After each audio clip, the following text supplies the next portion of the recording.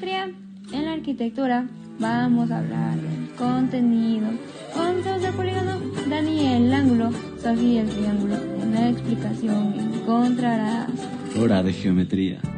Hola, soy Geometría, y mi nombre proviene del griego geo, que significa tierra, y metrón, que significa medir. En otras palabras, la geometría es una rama de las matemáticas que estudia las propiedades de las figuras bi- y tridimensionales.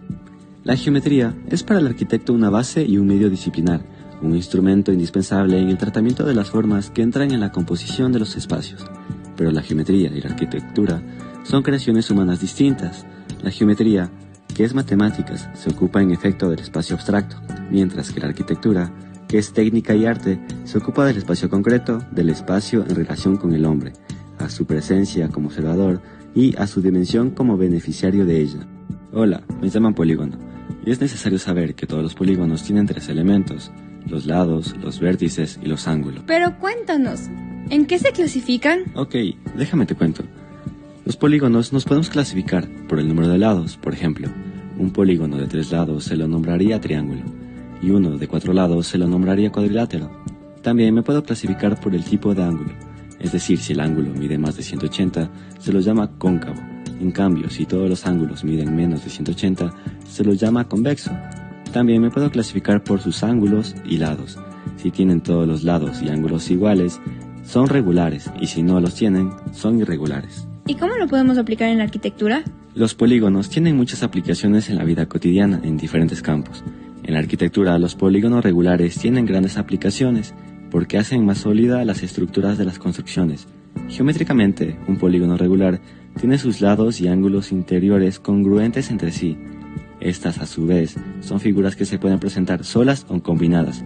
Son base del prisma, antiprisma, pirámide y sólidos clásicos, así como de muchas figuras en planos, tramas y diseños importantes en la arquitectura.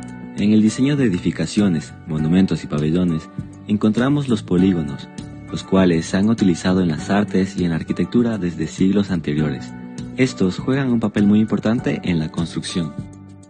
Otro elemento importante de la geometría es el triángulo, el cual es un polígono de 3 lados que se encuentra unido por vértices, y es una figura representativa en la arquitectura, puesto que se encuentra en varias edificaciones arquitectónicas, como el Museo del Louvre, además que proporciona resistencia y estabilidad. ¿Pero cómo se clasifican los triángulos? Pues bien, tenemos los triángulos escalenos, que poseen todos sus lados incongruentes. Los triángulos escalenos no se encuentran comúnmente en la arquitectura, ya que no hay simetría en estos triángulos, y esto puede provocar una distribución desigual en el peso y puede ser peligroso, ya que un ángulo tendrá más peso y presión que otro. También tenemos el triángulo equilátero, el cual es el más utilizado en la arquitectura. Un triángulo equilátero presenta sus 3 lados y ángulos congruentes, que miden 60 grados en cada esquina. Un ejemplo común de triángulos equiláteros utilizados en la arquitectura es el complejo pirámide de Giza en Egipto. Cada uno de los 4 lados triangulares que forman las pirámides son triángulos equiláteros. Estos son ejemplos de la fuerza del triángulo en la arquitectura, ya que las pirámides han estado en pie durante más de 4000 años.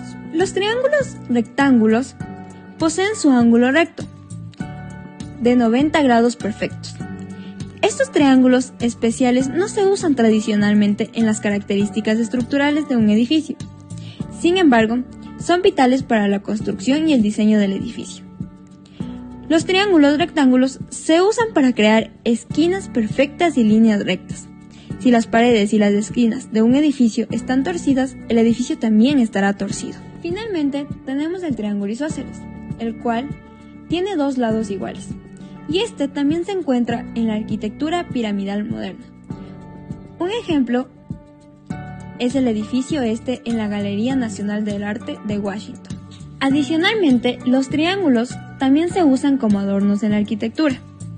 Por ejemplo, en las iglesias, las ventanas triangulares, y a menudo se presentan como marcos en las vidrieras, posiblemente representando la Santísima Trinidad. Pero Sophie, ¿por qué son tan resistentes? No lo comprendo. Son tan resistentes porque nunca se deforman. Veamos en el siguiente ejemplo. Si cambiamos ligeramente los ángulos de un cuadrado y un rectángulo, se observa un cambio, porque se convierten en un rombo o paralelogramo. Pero un triángulo no cambia de figura, y de esta manera, si aplicamos una fuerza a una estructura triangular, esta resiste y no se rompe. Ahora bien, veremos los ángulos de la arquitectura. La importancia de los ángulos de la arquitectura radica en que los ángulos permiten el estudio de las distintas estructuras que se van a levantar con la finalidad de que se mantenga equilibrio entre las fuerzas, que éstas interactúan sobre la estructura. ¿Y cómo podemos encontrar los ángulos en la arquitectura? En la arquitectura podemos encontrar en los techos, y tenemos techos planos. Se trata de aquellos que cubren las edificaciones y están hechos en una forma que su superficie es plana, es un ángulo llano. De dos aguas, son aquellos que están hechos formados por dos pendientes que forman una cumbrera o pico, configurado de una forma similar a un triángulo o una letra A. Esto sería un ángulo agudo. De varias aguas, se trata de aquellos que están hechos formados por varias inclinaciones en los diversos costados de la construcción, permitiendo que se le dé una figura aerodinámica, que permite mayor resistencia a los efectos del viento, resistiendo mayor a las vertientes y tormentas. Asimismo, se encuentra en la marcación de terrenos y lotes. Los terrenos son polígonos y la cantidad de lados que tenga está determinada por la cantidad de ángulos. Además, tenemos el diseño de planos. Cuando se diseñan los planos, se están construyendo las paredes y se forman esquinas que generalmente tienen una amplitud de 90 grados. Finalmente, el diseño de aberturas. Para poder instalar puertas y ventanas en una posición cómoda es necesario calcular los ángulos de las aberturas. Bueno, aquí nos despedimos. Por fin. Sebastián, haz el micrófono.